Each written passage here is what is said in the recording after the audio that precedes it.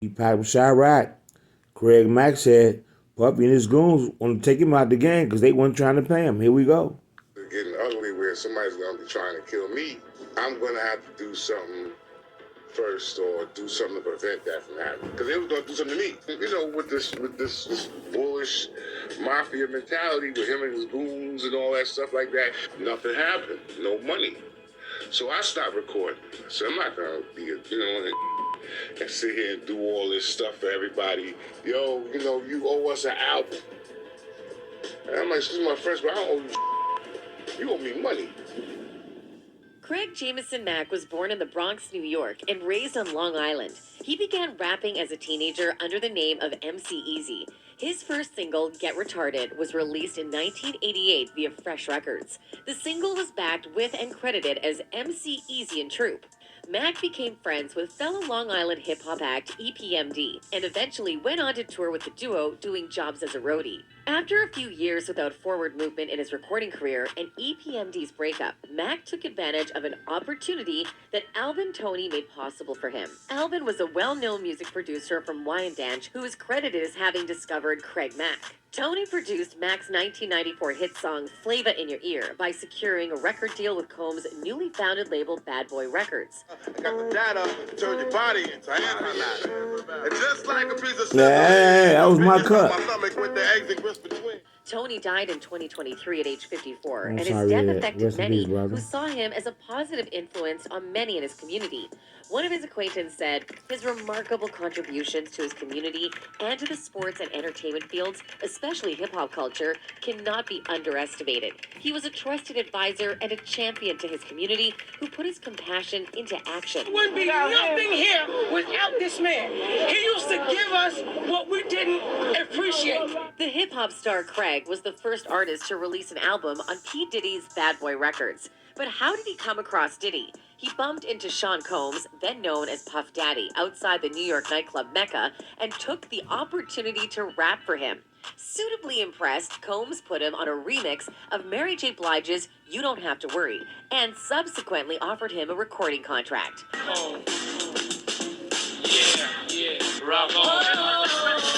Bad Boy Records released Mack's laid-back debut album, Project Funk the World, in 1994. It was propelled into the charts by success of Flava in Your Ear, especially the remix, which featured verses from Notorious B.I.G., LL Cool J, and a then-unknown Busta Rhymes. The single was certified platinum and nominated for a Grammy the following year, while the follow-up single, Get Down, went gold.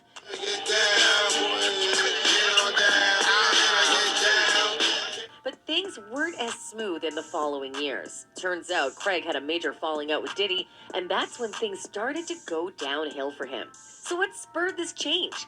According to sources, Diddy and Craig didn't see eye to eye on the monetary subject regarding their album. Craig claimed to not have gotten paid by Diddy and Biggie. He explained in all its glory details that went down with him and Diddy. According to Craig, he agreed to do songs for Diddy at the agreement that he'd be getting 1/3 of the revenue, but as he continued to work on his songs, he didn't get paid. Until finally, one day he ran out of patience and stopped working for Diddy altogether. Nothing happened. No money. So I stopped recording. I said, I'm not going to be an idiot and sit here and do all this stuff for everybody. Craig also mentioned how Biggie and Diddy ganged up on him and seemingly trolled him for bailing out on them. Craig obviously wasn't the one to keep quiet, especially when it came to nullifying false accusations. Yo, you owe us an album. And I'm like, excuse my French, but I don't owe you shit.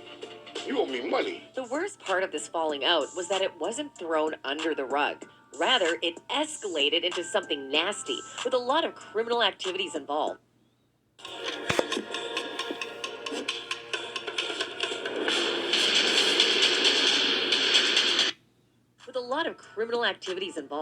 Craig mentioned that he was being threatened by Diddy's goons who would stalk him and pose threats. Craig went on to bravely refer to Diddy's approach as a bullish mafia mentality. With this bullish mafia mentality with him and his goons and all that stuff like that. When that didn't deter Craig, Diddy resorted to more violent means in the form of death threats. The feud heated up to a point where Craig feared for his life.